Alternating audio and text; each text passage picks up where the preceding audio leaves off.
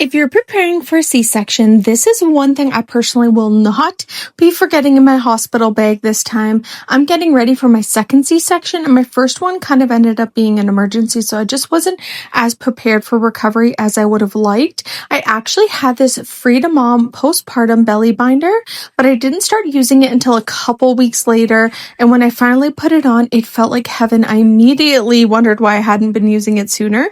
It has 3 adjustable straps, so you can customize the compression in different areas. Rather than having one tightness all the way around, it gives you that extra abdominal and core support that I personally really appreciated when moving around postpartum. It's also very breathable, super soft against your skin. Here's the inside, and it's completely adjustable as your body changes throughout recovery. So this time, my Frida Mom belly binder is going straight into my hospital bag. Based on my first experience, it's one of those postpartum essentials I definitely want ready from day one.